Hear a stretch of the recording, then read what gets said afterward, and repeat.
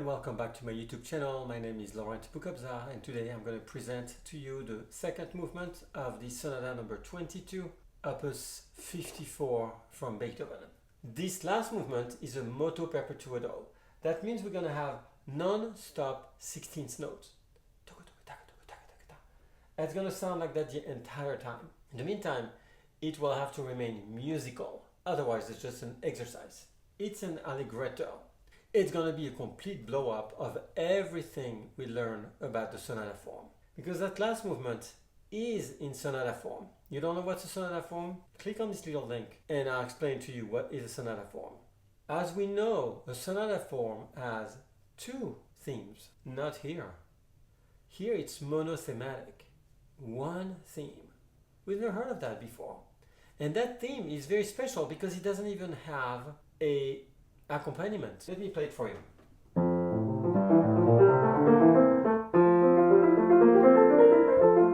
And it exchanges between hands. The beginning is a chord and a bunch of sixes back to back. So which line do we want to hear? The bottom or the top? And then the same thing at the right end.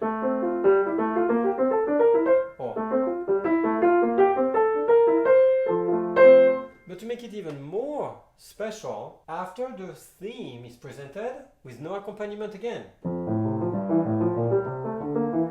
we have the right hand entering to answer the theme and the left hand that holds the entire time. And then the right hand answers the same.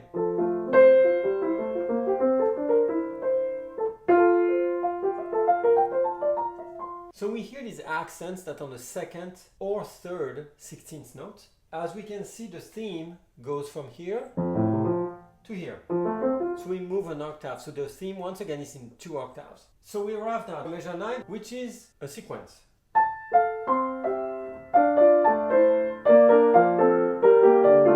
That's a way of looking at it. Or we can see that these are thirds and that's 6 right hand.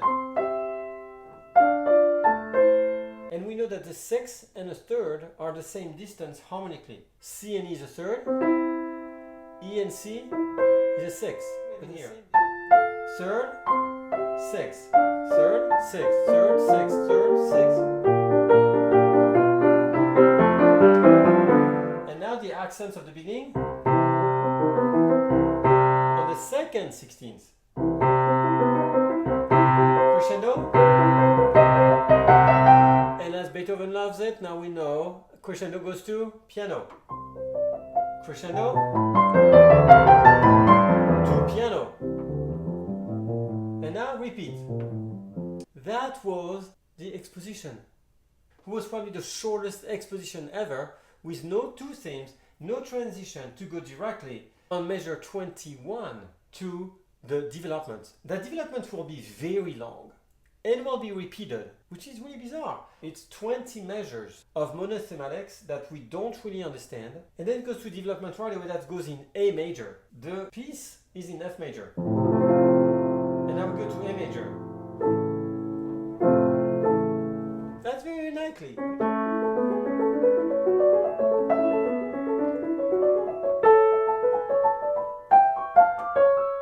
We have a little bridge at the left hand that actually changes a little bit from the first monothematic version we had. So we're in A major, except now we go to D minor, which is the dominant of A major, which is also the 6th degree of F major. So maybe there's some type of relationship. I'm going to skip to 33, 4, 5, 6, 7 with that gorgeous chromaticism. I'm going to play just the left hand that you can hear it. So I'm 37.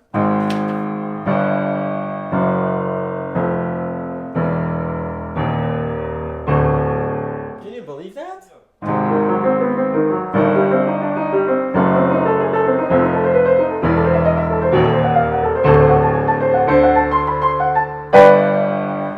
To arrive in G major, I was in F major, I went to A major, and I got to G major.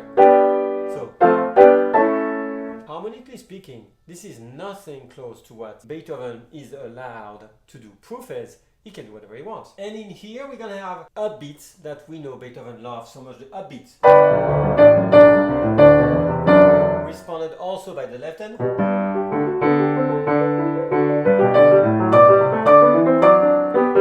So you see, every time he presents the monothematic theme, it's always 2 octaves different, but of course he's going to change that. So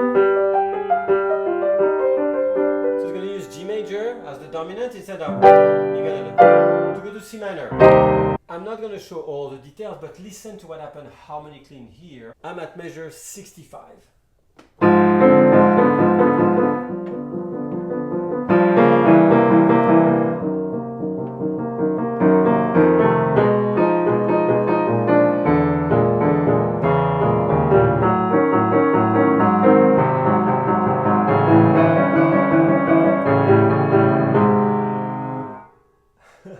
That's so far off harmonically, but I just want you to hear that, how it moves up by half steps to end up in an A flat major. Remember, now that we're in F major, G major, A major, A flat major.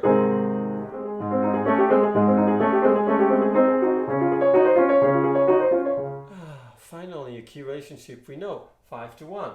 But look what he does in here.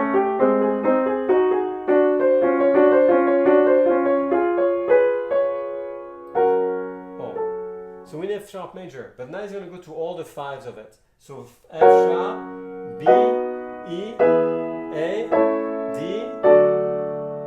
G, then C, then F. So 5, 5, 5, 5, 5, 5, 5. Then the F, we could do F minor, but I know it doesn't. So F major. Now chromaticism.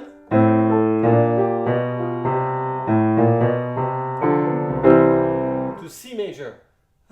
Finally a C major with F major. That's the first time we have a key relationship. And that's going to actually be the bridge to the recapitulation. I'm going to play right before that, so I'm at measure 111. No pun intended with the sonata.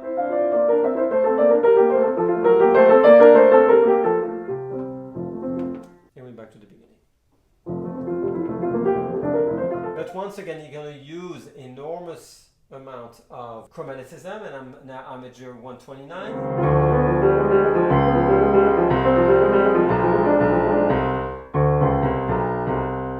We're in C major.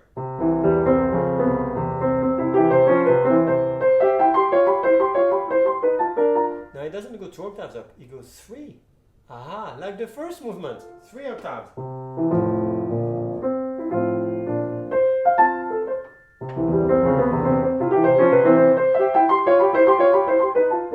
And how does he modulate? You go to B flat, so we go C major, then B flat, then A flat. So how does he that? By chromaticism. There you go, as simple as that. And then you repeat.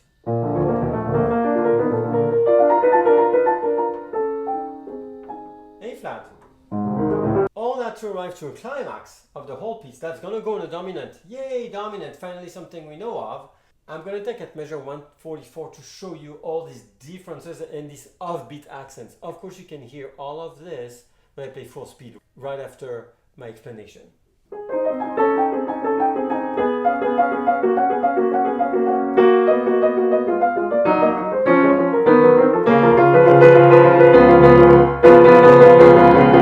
Here's the climax.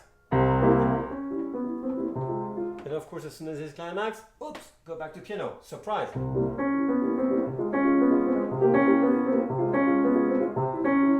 So you heard that.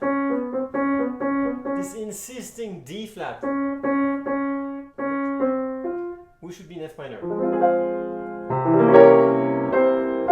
But of course, we're going to go, which is not what we want. But it's going to do it better than that. When you finish, we should do, and we do. Huge surprise. And that sends us back to, as I said, the development. So the second time, we go to the più allegro, means faster, more allegro. And that's the coda. That's going to be a huge coda, very fast, extremely virtuosic. And I'll let you discover that right now when we listen to my interpretation of this movement with an interruption.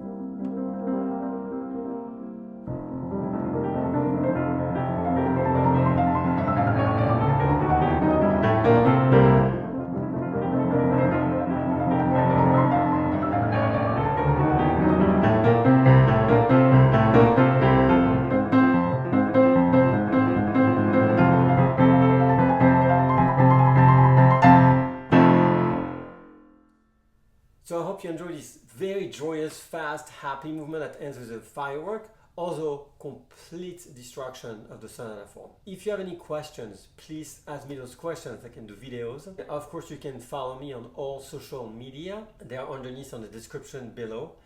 Instagram, Facebook, Twitter, LinkedIn, TikTok, or of course on my website that shows right underneath right on the screen, www.laurentboukobza.net. Please do not forget to subscribe to my channel. I really want to reach the 2,500 subscribers very soon. I have lots of gifts for you.